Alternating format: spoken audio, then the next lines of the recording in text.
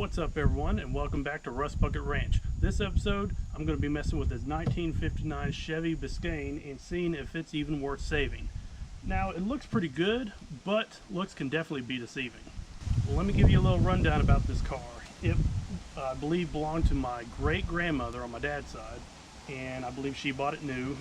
It was at one of the local dealerships that's still around to this day but under a different name. And this thing is definitely a grandma's car. It's painted white, 4-door, 235 straight six, no thrills whatsoever. This thing is pretty bare bones, and plus being a Biscayne, it's pretty low on the trim level.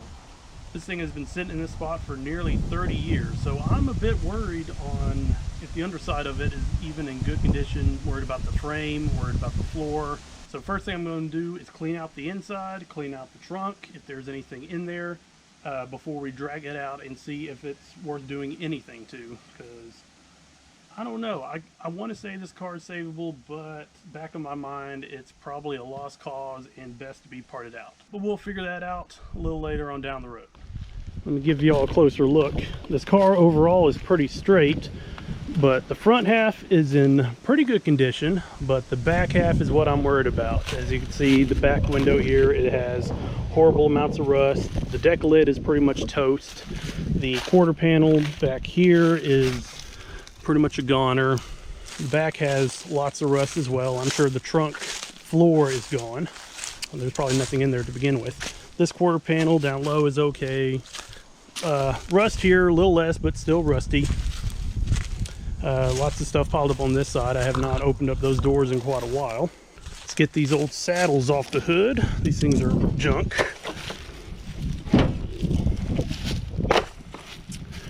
Need a bicycle brake.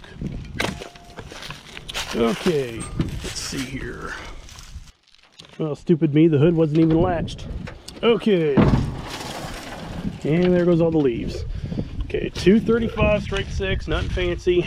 We already stole some parts off of it, the fan and the pulley.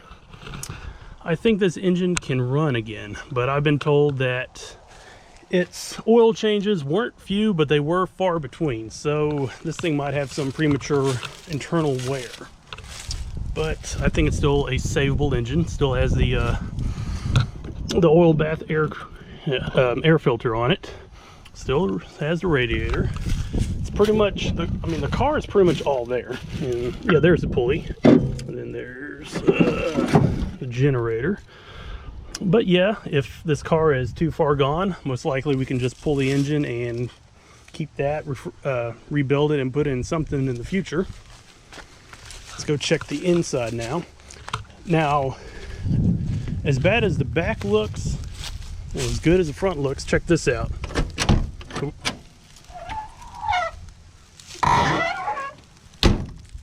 Like a vault. That thing closes solid. Keep forgetting that. I did put some PV Blaster on the hinges just to help it. But as you can see, there is a good amount of rust here in the door, and in the door jamb, all kinds of dirt and junk in here. There's some rat poop there. Headliner's falling in. But look at that dash. Look how beautiful that looks. I absolutely love these 59 Chevys, the cars, because I love the tail fins, I love the back ends, I love the fronts of these cars. So I really want to save this thing. And I know a lot of people would say, why would you want to do that? It's a 4-door, it's not a 2-door. Well, to tell you, honestly, I don't care what you think.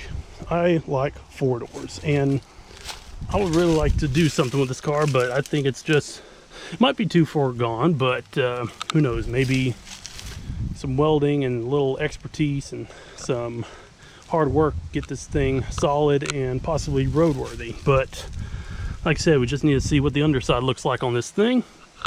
Man, I have not dug in here at all, so I don't know what's in here.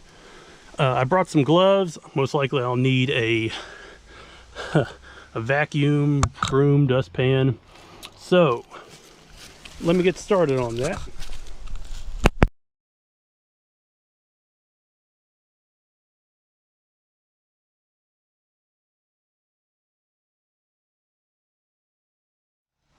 Now, this is an NFL game. One of those vibrating ones that you put the little players on, plug it in, and the whole deck vibrates and the players kind of scoot around and spin around. Yeah, electric football. Here we go. Duh. This thing's been there for a long time. I don't know what to grab first.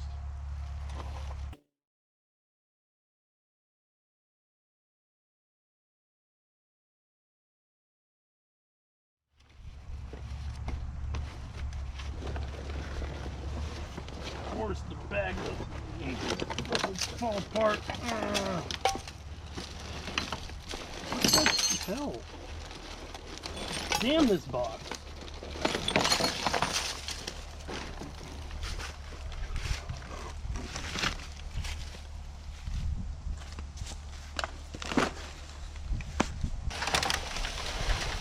Hey, there we go. I could use this tarp.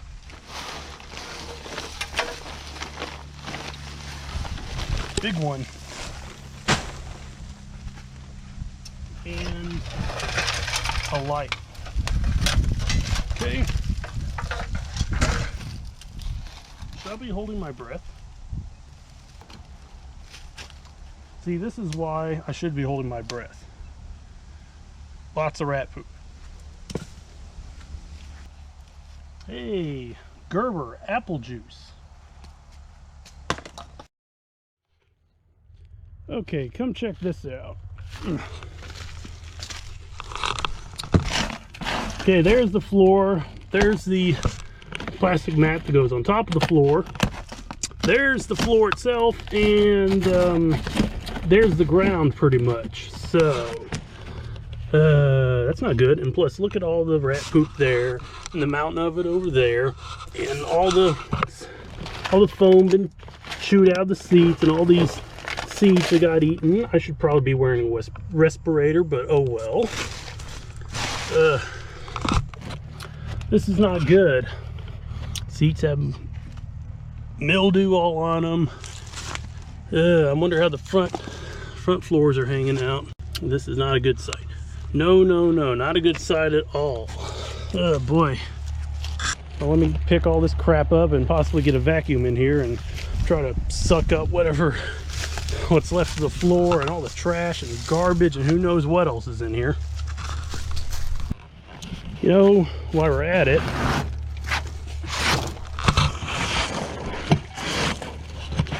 let's see how bad the trunk is. Try and get, ow! It's not good to walk through briars when you're wearing shorts and flip-flops. See if I can. Well, okay, that works. Okay, that doesn't want to move. Okay, drum roll, please. Oh my God! Kind of figured that would happen. The skin of the trunk separated from the inner frame. Oh boy. Well, let's see. There's a spare tire. There's part of a jack. There's really nothing in here except, oh, I can see the ground. That's not good. Yeah, there's the spare tire. I figured there'd be some stuff in here, but apparently not. Well, let me drop this thing down. At least that trim's good. And I do have this trim. It fell off, so I picked it up and put it in my shed over there. But like I said, let me get the trash bag and pick all this crap up. Okay, so I made 2 stacks. This is all the trash, all the stuff that's gonna be thrown away. The stuff in the wagon is either good or possibly bad. I'll have to sift through it and figure out what is keepable and what is tossable. As for the car, I decide I'm going to give my lungs a break and either vacuum this tomorrow or the next day or just within the week, because I really don't feel like doing it at all today. Now, I said this thing has been sitting for 30 years. The window sticker says 1981 on it. A little hard to read. The rear license plate, I believe, says 1990 on it. Okay, here we go. 1990. And also, still has the dealer tag on it. That's pretty cool. Got the little American flag sticker in the window, so you know it's legit. Oh boy. I don't know if this car is savable, but like I said, I'm gonna give it my best shot, and if it's not savable, then oh well. But as for right now, I'm probably gonna call it a day. Man, I don't get tired of that. Nice. Just wish the other doors were that good. Well, the passenger side's good, but the rear passenger side is, it's like you need two people to close it. It's pretty tight for some reason.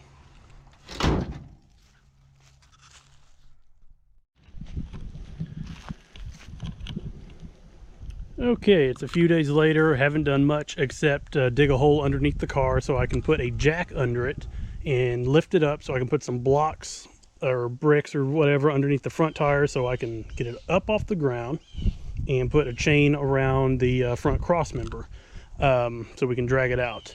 Now it would be cool to get it running and basically have itself drive out of the hole it's been sitting in for nearly 30 years, but I basically just want to get it out of the way because I just don't feel like messing with it right now, or messing with the engine right now. It would be cool to start it up at a later date and drive it around, but like I said, I just want to kind of move it, get it out of the spot, and put it somewhere else out from underneath the trees here. Let me give you all a quick little rundown about this car. As I mentioned previously, it was my great-grandmother's car, and it was parked here because there was a old shed way over there where that garage is. It had to be torn down, and this car was sitting in it, and the car itself was like 2 or 3 feet longer than the shed itself, so it always stuck out in the weather. That's why it's so bad back here. But they drug it out with the tractor, pulled it here, tore down the shed, and had that garage built. But yeah, I'm going to put the jack under it and see if I dug the hole deep enough.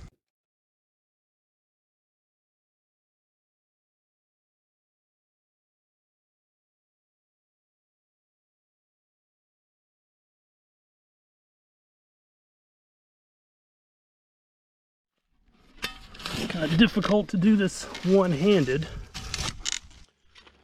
Okay, it should be high enough to where I can put some bricks under the tires now.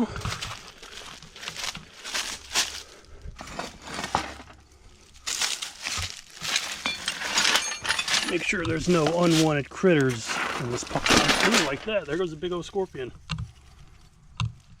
Yeah, maybe I should be wearing gloves. I'll mess with that scorpion later. I got bigger things to do. I can lower it slowly with this thing, one-handed. Whoa, okay. Well, to be honest, I think it's okay. That raised it up by an inch. Fantastic.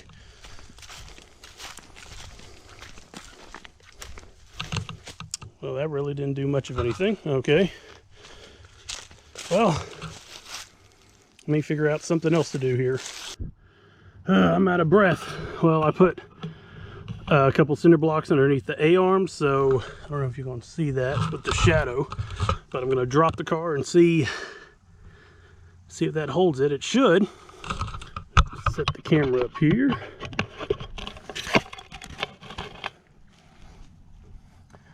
Nice and slow, unlike before.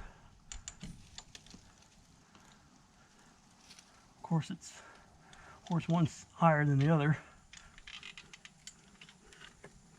Ugh.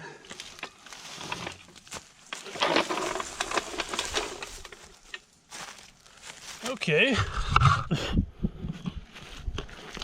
There we go. That's what I was looking for. That is perfect. Well, back on it today. I got it sitting down on the ground after I piled some dirt up under it and took the blocks out. I got the chain on it, and to my surprise, the front tires kind of sort of hold some air.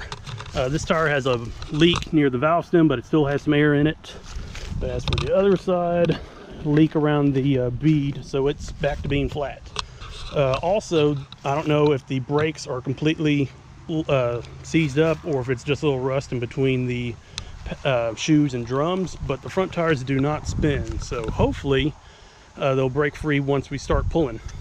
And in case you were wondering, we do in fact have the other two hubcaps.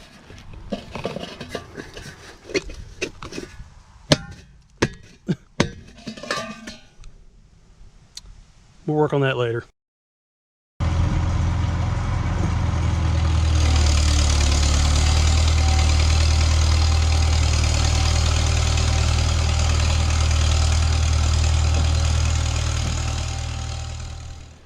Well, needless to say, the Biscayne put up quite a fight, but we finally got to move. We only drug it this far because I want to put some new tires on it. These old ones are all shot to hell. Plus, the front passenger side tire was the only one, or wheel was the only one wanting to spin. All the other ones were locked up, and I guess because of brakes, because I'm pretty sure this car is in neutral. And hopefully you can hear me. It's a little windy right now. But we moved it. Also moved it right here because if we moved it up there, it'd just be in the way.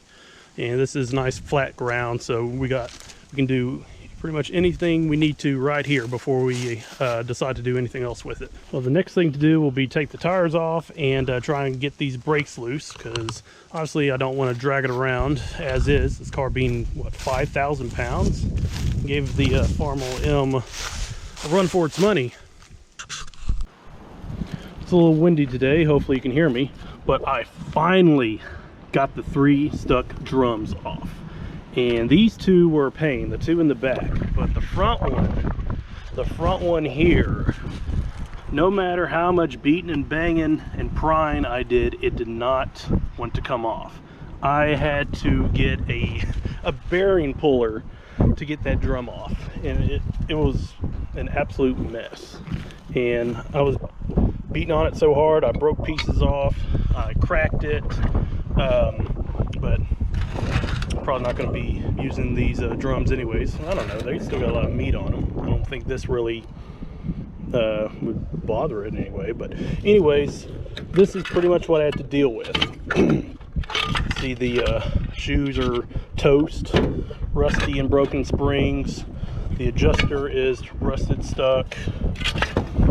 The free drum over here is still free, and I thought about taking it apart. I might not. It might bite me in the butt later, but I won't. It won't bother me. I'll leave it as is for now. Now, as for the hardware, I'm gonna leave it completely off. I got the parking brake lever here, and I got it zip tied to the little peg that the shoes ride on. And I got you can see the rear axle is finally free.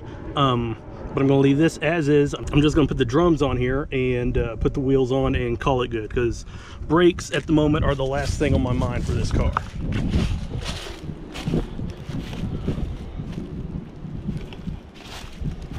And also I got the quote-unquote new tires mounted on the rims here. I went down to the local pick-apart yard and it got me some 185 65 R14s. They're all the same size, but brand-wise they're all different. Continental, one's like a Capital, and some other brands I never heard of. See the old tires, I don't know, I think they still got a few miles left on them. I'm gonna get rid of those and a couple tractor tires, but they seem to look good. They have good tread, even though they're just going to be used for, I mean, just to keep the car off the ground. But I noticed the sidewall is a big difference in size. Big difference in size of the sidewall. The old tires are much bigger, but I don't think that'll be an issue. Oh, new valve stems, and yeah, I think these are going to work out pretty good. So let me put those drums on so the car can be sitting on its new shoes. Well, this isn't going as smoothly as I hoped. Wow.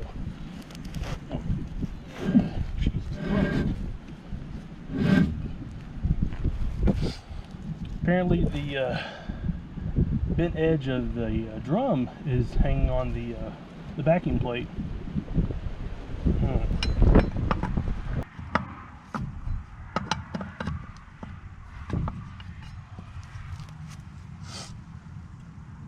Well, I decided to put the tire on without the brake drum.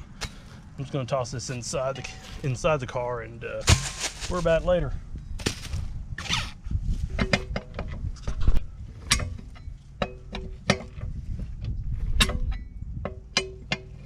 Well, this is the last tire. Just got to tighten these nuts. Well, why am I doing that? Got to tighten these lug nuts. And we can finally put it back down on the ground. Okay, I think that ought to do the trick.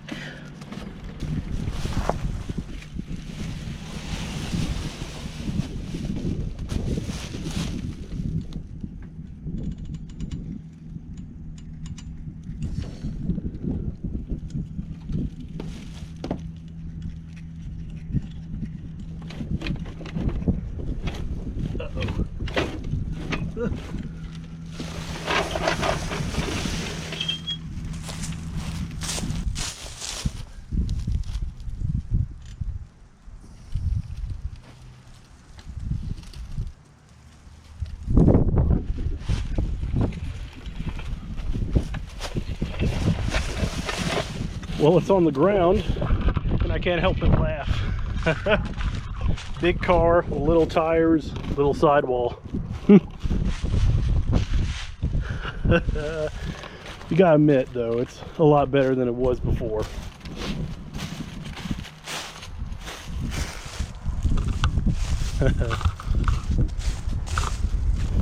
Man, check out the suspension on this boat. Oh my gosh. Well, that's definitely an improvement. I'm happy. Didn't do much, but I'm still happy. And I guess the next thing for me to do will be to clean it out, because it desperately needs it. But I'll probably do it later off camera because I don't have a mask or a respirator currently on me. Oh boy, this is just nasty, and it's so damp in here. It stinks. Oh, look at that. My toothbrush.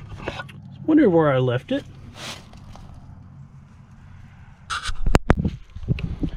Also, I decided to check the engine, and it's something I'm surprised I didn't do before. Put it up here. Pulled out the dipstick not too long ago, and it's full of rust. So that's not very good. Get back in there. So, and then I took the little breather off here. See all that nice rust? You look down in there. Oh boy. Well, I might have another junk 235 on my hands. Hope not. But I guess we'll find out later.